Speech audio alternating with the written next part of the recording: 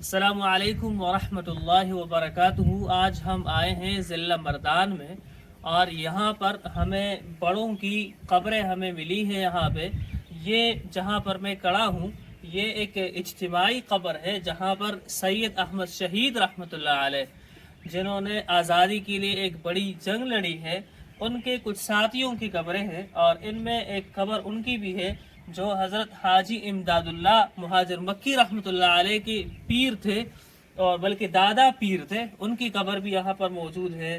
اور مولانا فضل الرحمن پروانی رحمۃ اللہ علیہ، اور اسی طرح عبد الرحمن رائے بریلوی رحمۃ اللہ علیہ، اور دیگر حضرات کی قبریں یہاں پر موجود ہیں۔ آپ سوچیں کہ یہ وہ حضرات ہیں جو انڈیا اور ہندوستان کے دور دراز علاقوں سے تعلق رکھتے تھے، لیکن یہ اس علاقے میں ہمیں آزاد کرنے آئے ہیں۔ آپ ابھی بھی دیکھیں تو یہ کوئی روڈ کے قریب علاقہ بھی نہیں ہے، ہمیں بڑا سفر کرنا پڑا یہاں تک پہنچتے ہوئے، اور پیدل بھی یہاں بہت راستہ ہے، روڈ سے نیچے بھی بائک پر آنا پڑتا ہے، یہاں کوئی روڈ بھی نہیں ہے۔